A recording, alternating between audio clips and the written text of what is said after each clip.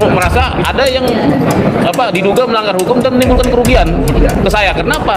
Akibat mereka yang menyembunyikan barang bukti selama ini, menutupi dokumen ijazah yang terlegalisir tanpa tanggal, maka saya mengeluarkan sejumlah biaya melakukan penelitian bahwa saya tidak akan meminta itu. Saya cukup dikasih minta maaf, cuma dua sih tuntutan di sini, minta maaf dan mengakui kesalahannya. Dan ini sebenarnya tidak akan ketahuan kalau saya nggak mengembangkan teknik namanya peta kebijakan publik, pemetaan kebijakan publik. Nah, pertanyaannya kenapa di pileg dipakai, tapi di pilpres sama pilkada enggak? Seharusnya diterapkan. Apa itu peraturan isinya? Bahwa seharusnya setiap fotokopi legalisir itu harus mempunyai tanggal dan tahun legalisirnya. Dari 2005 sampai 2014 itu fotokopi Pak Naim Nur, padahal orangnya sudah pensiun. Itu yang nanti mau kita tanya ke Pak Prof Naim. Ada juga kita ketemukan ternyata NIP-nya beliau itu tidak diupdate. Seharusnya NIP nomor induk pegawai beliau itu sesuai dengan peraturan Badan Kepegawaian Negara itu sudah harus 18 digit. Kenapa di legalisir itu hanya tetap 9 digit? Di peraturan menterinya juga mewajibkan itu. Ya pasti kita selaku warga negara siapapun, kalau ada yang namanya pelanggaran peraturan perundang-undangan itu wajib dilapor.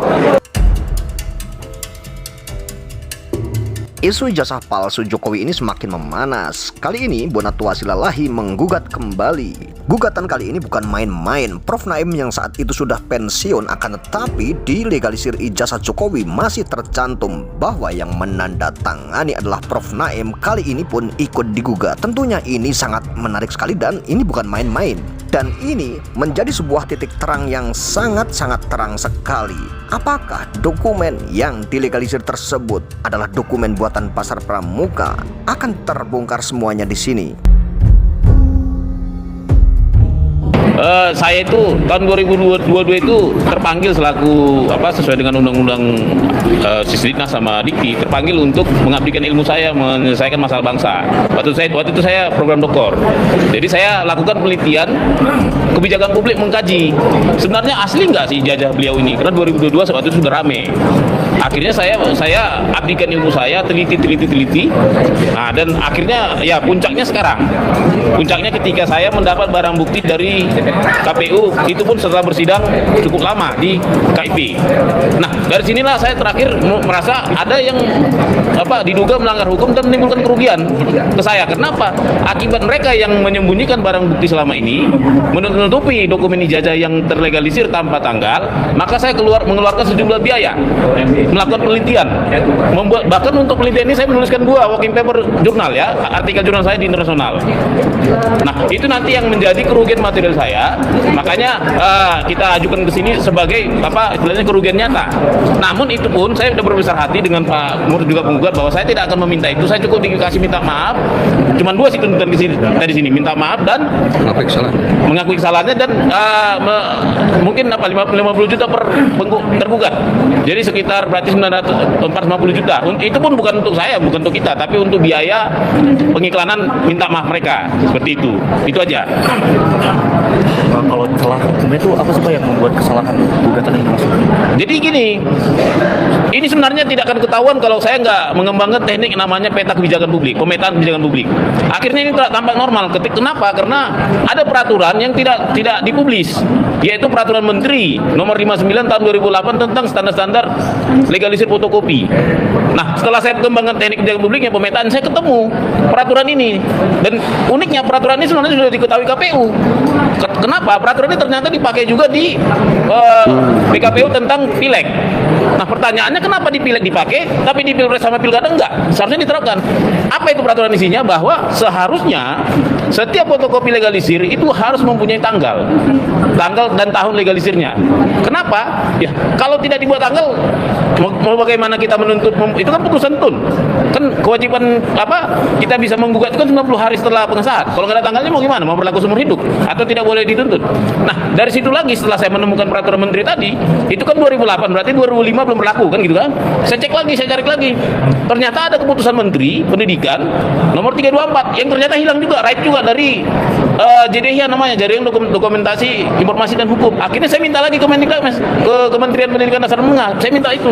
walaupun saya sudah ketemu secara di dunia maya saya ketemu ya, banyak aja yang nge-share, tapi akhirnya saya minta ke Kementerian Pendidikan Dasar Menengah dan resmi saya jadikan bukti sama juga ternyata sejak 1997 pun itu diwajibkan bertanggal ya.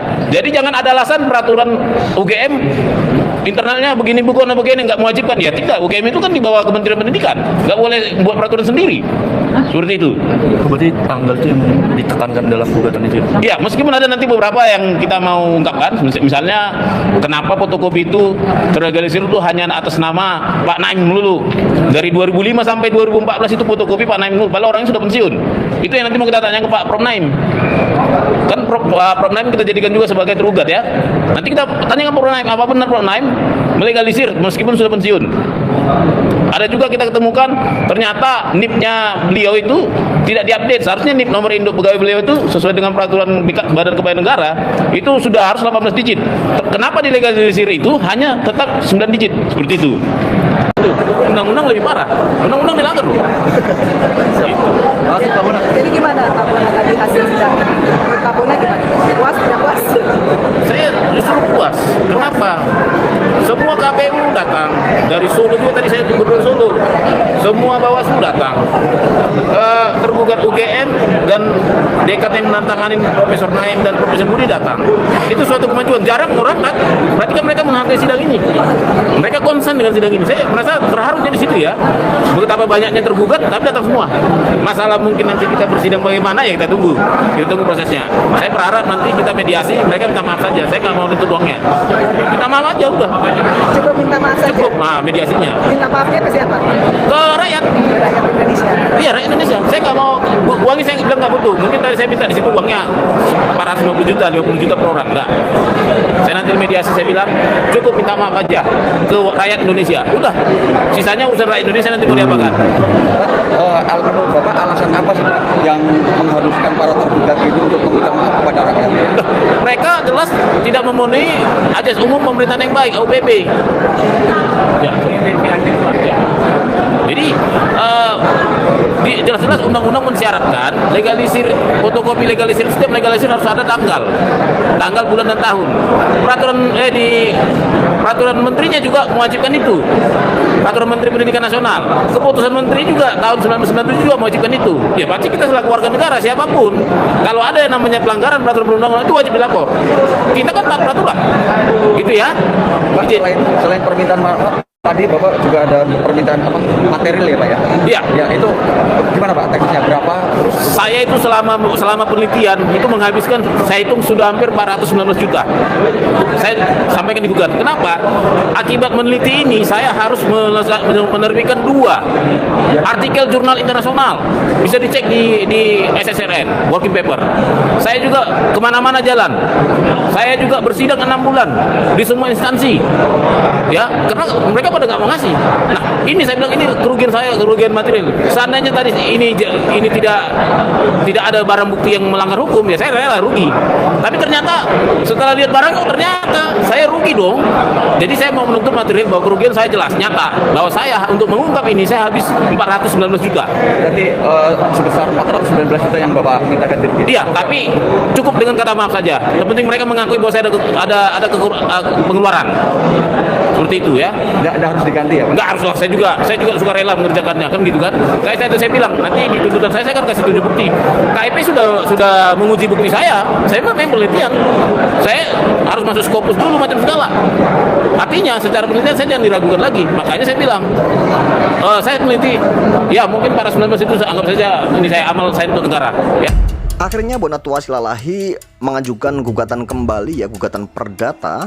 Ya ini ada beberapa pihak yang digugat, yaitu Prof Naim dan ada rektor juga yang digugat. KPU juga tentunya digugat di sini. Dan di pembahasan ini ada fakta-fakta yang sangat menarik sekali ya. Karena ternyata di legalisir ijazah Jokowi ini ada tanda tangan dari Prof Naim terus menerus ya, berturut-turut. Padahal Prof Naim ini statusnya sudah pensiun juga, akan tetapi di situ masih ada tanda tangan dari Prof Naim di legalisir ijazah Jokowi. Tentunya ini sangat menarik, dan gugatan ini ada gugatan kerugian material yang dialami oleh Bonatua Silalahi yang jumlahnya tidak tanggung-tanggung, nilainya sekitar 450 juta ya, selama Bonatua Silalahi ini meneliti ijazah Jokowi ya karena di sini ditemukan banyak sekali kejanggalan-kejanggalan dan ditemukan memang tidak sesuai sama undang-undang dan ada yang menyalahi undang-undang yang dilakukan oleh KPU saat itu ya, bahwa ditemukan ada legalisir yang tidak sesuai, tidak ada tanggal, bulan dan tahun di situ ya di legalisir tersebut. Makanya Bonatua merasa dirugikan karena selama penelitian memang terjadi dan ditemukan di situ ada hal-hal yang janggal, yaitu seperti tanda tangan, seperti tanggal, bulan dan tahun memang terjadi kejanggalan-kejanggalan di situ. Dan Bonatua Silalahi di sini ada tuntutan-tuntutan ya berupa sejumlah uang ya. Tentunya 450 juta itu tidak untuk Bonatua Silalahi dan Bonatua Silalahi tidak meminta uang tersebut. Cukup minta maaf saja dari pihak-pihak yang merasa bersalah yang sudah melakukan kesalahan-kesalahan ini, dan Bonatua Silalahi mengajak kita semua jangan takut untuk melaporkan hal-hal yang memang sudah melanggar hukum dan tidak sesuai dengan hukum. Kita harus laporkan dan tidak usah takut-takut untuk melaporkan hal-hal yang melanggar hukum atau tentunya yang menabrak ketentuan-ketentuan hukum, karena memang sudah dilindungi oleh undang-undang. Siapapun yang mengetahui bahwa ada perbuatan melawan hukum, marilah kita laporkan. Itulah Bonatua Silalahi mengajak semua elemen masyarakat agar tidak takut untuk melakukan hal ini.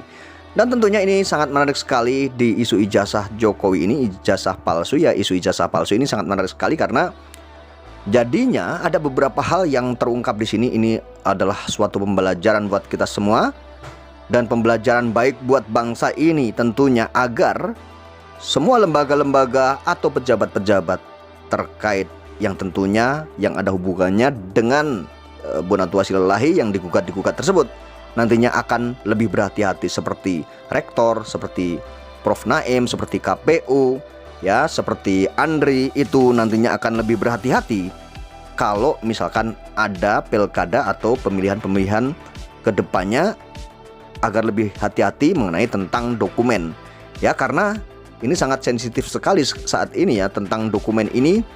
Dokumen yang digunakan untuk mendaftarkan diri atau mencalonkan diri sebagai pejabat publik tentunya ini memang harus diawasi untuk saat ini, karena jika tidak ya akan terjadi lagi hal-hal seperti yang dikatakan oleh Bonatua Silalahi ini, tidak menutup kemungkinan akan bisa terjadi ya. Dan pasti ada saja oknum-oknum yang menyalahgunakan, dan mungkin dikarenakan memang tidak punya dokumen asli, atau mungkin dikarenakan terburu-buru agar cepat gitu ya, karena memang banyak sekali jasa-jasa untuk ya melakukan penipuan-penipuan atau dugaan tindak pidana pembuatan dokumen palsu ini.